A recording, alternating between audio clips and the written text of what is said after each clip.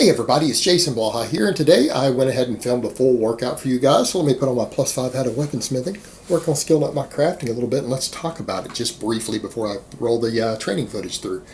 Alright guys, in keeping with the video I did earlier about Bruce Lee talking about consistency versus intensity, this is just a normal plain old workout for me. I train full body anywhere between 3 and 5 times a week, depending on how I'm feeling.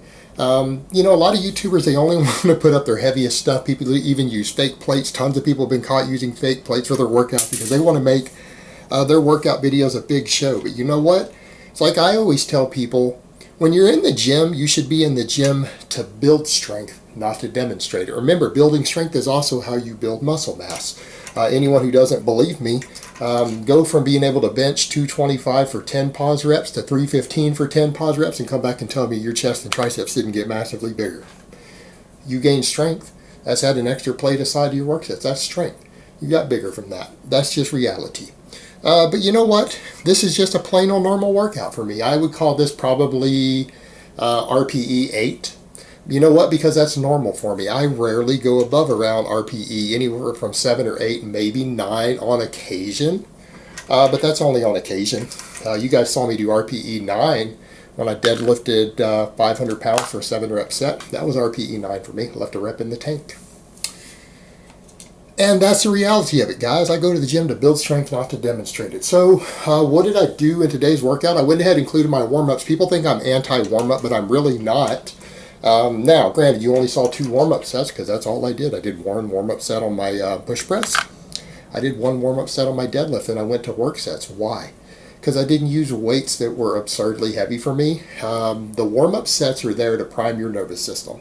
I do warm-ups that exactly match my work sets, usually with a bit less weight. That's how I choose to train. But by that same token, I did do some warming up. I didn't go insanely heavy, so there's no risk of injury. These are normal weights that I lift day in, day out, sometimes as often as 5 days a week. It's just a normal old workout. There's nothing here to show off on. So before people jump in and say, well, this person's stronger than you, okay, that's fine. That might be their maxes. I'm not maxing out. I'm not grinding anything. I'm just training, guys. I'm just in there having a nice, comfortable, good workout. Now, what I will say on this, the only thing I didn't like, I felt a little slow today. A lot of people come up with excuses. Well, I didn't get a good night's sleep. Oh, I didn't get enough food. I didn't get a good breakfast. I don't have any excuses for it. Looking over my training, I don't even have a good explanation. The weights just move slower today. I look at the bar speed on at least one set of the overhead press. A little slow. My work set on my deadlift, 515 for a triple. That's not hard for me. It was a little slow. I don't know why, but it was.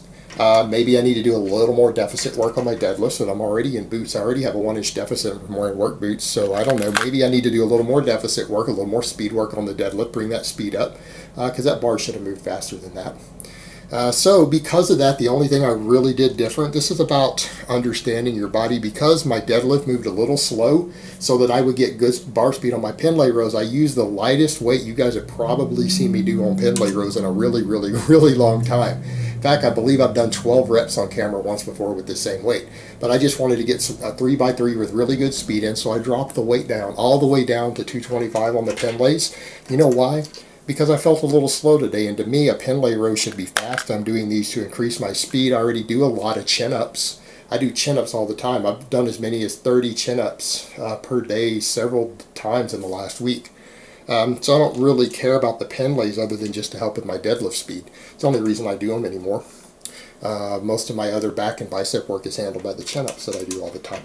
So I wasn't really worried about it. I just wanted to keep them faster, and at certain points you've got to check your ego at the door. So if my 515 deadlift moves slow, I just don't have speed strength today. So if you want to maintain and train your speed on an exercise, and you know that your speed strength is down a little bit, you're going to have to reduce the weight slightly. It's as simple as that, so that's what I did. Last couple workouts I did put up, a few people chimed in. They were talking about, oh, you got all that extra fat around your waist. Actually, at this point, that's loose skin. You guys got to remember, I gained 100 pounds. I gained 100 pounds of fat while I was sick and in bed. I spent 10 months bedridden. Got depressed. Wasn't able to exercise, wasn't able to work out. People brought me a lot of junk food. I gained a lot of weight. You know what? I don't blame it on anybody but myself. I let my depression and being sedentary and physically sick get the best of me. I gained 100 pounds of fat.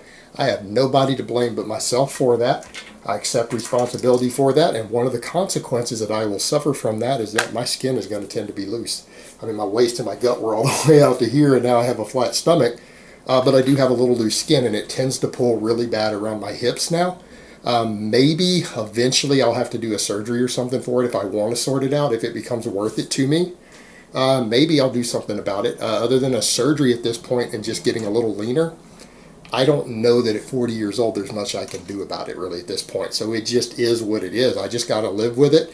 And people watching are just going to have to live with it. There's reality.